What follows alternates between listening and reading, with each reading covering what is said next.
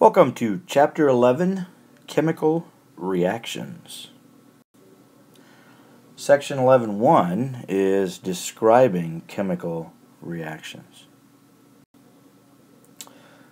Alright, so let's write a couple of these. First of all, if we want to write a reaction, let's start out with just kind of talking about word equations, and what we want to do is write the names of the reactants. Reactants are the things that are reacting, and we're going to write those on the left. So we could say something like sodium. Actually, let's use it in words, so let's undo that. So,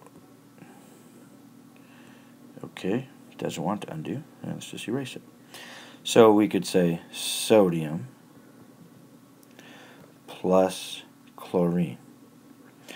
So those would be my reactants. Those would be the things that I've written, and then I'm going to write an arrow.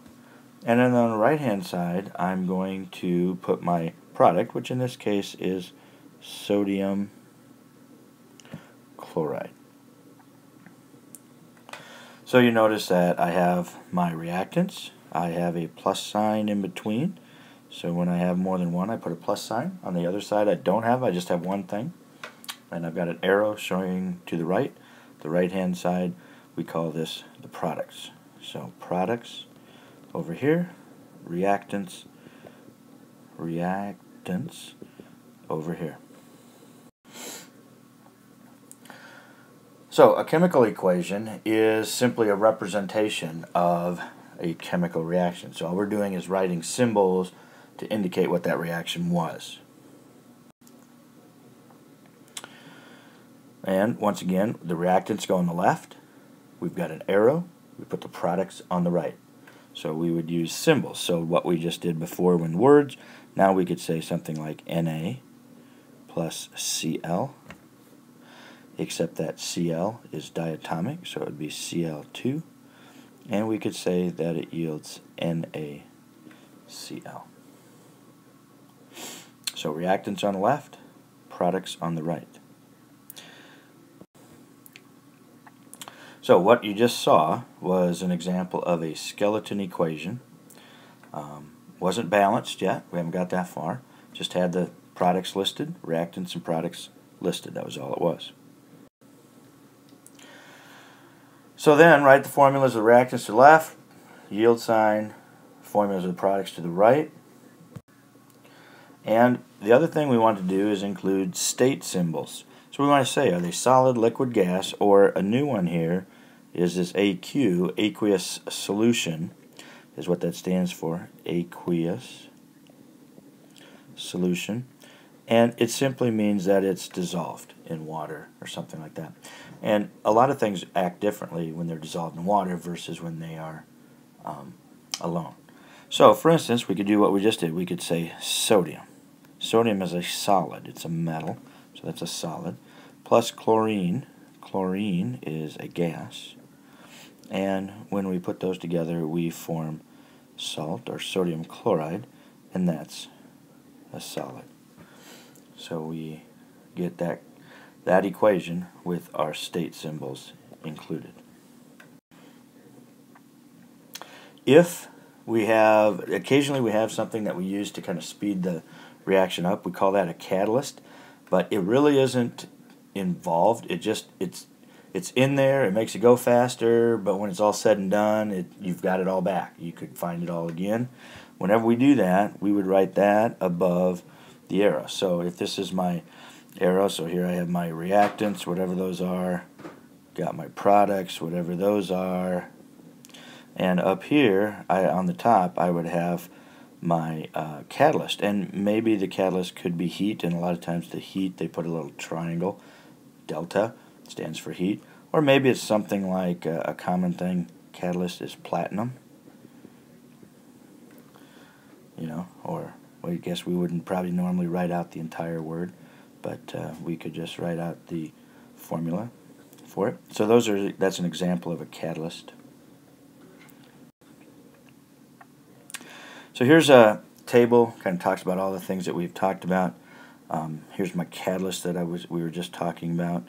Heat, platinum, Notice that we've got this kind of an arrow, which is something different.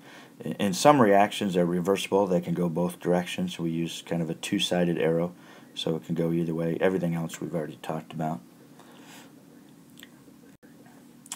Take a look at page 324. I don't have a picture for these, but it talks about it. So take a second, stop this, and go to that page so you can look at the problem.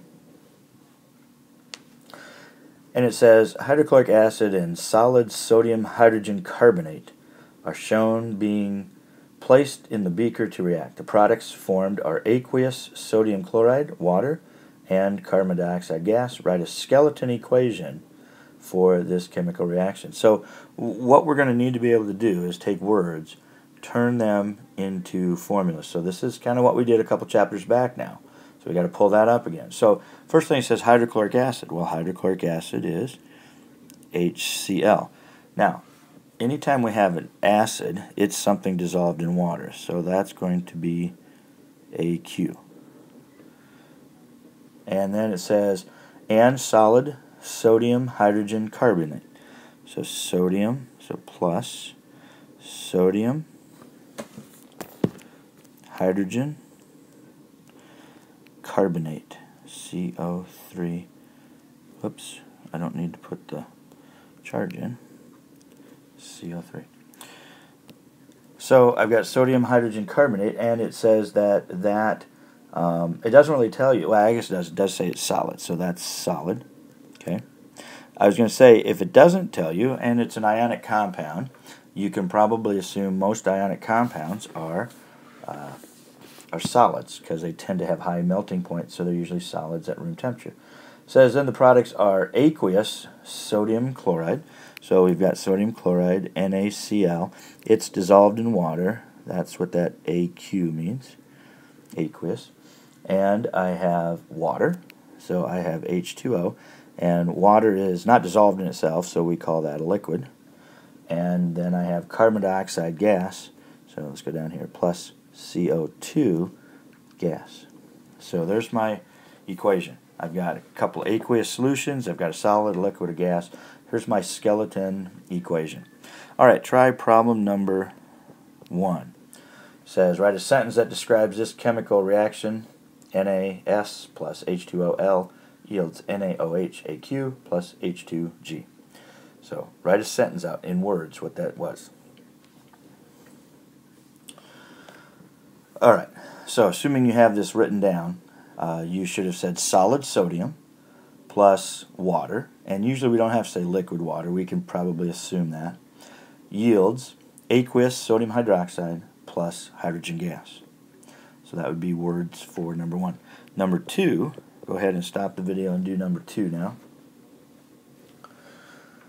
Says sulfur burns an oxygen to form sulfur dioxide. Write a skeleton equation for this chemical reaction, include appropriate symbols. So sulfur. And if you know sulfur, you know it's a solid. So solid sulfur. Says burns an oxygen, so we're going to add O2, and oxygen is gas. And some of these just kind of figuring out, well, what's the state? You just got to use some common sense. You got to think about how does that element or compound exist? What do you think of it? You know, and like I said, a lot of times if they're ionic compounds and they don't say anything about water being involved, then you could assume they're solids and so on. And then it says forms sulfur dioxide. And this might be one you would have to say, well, what is sulfur dioxide? And just from experience, you would eventually learn that sulfur dioxide is a gas. It's the gas that causes acid rain. All right, so there's our formula.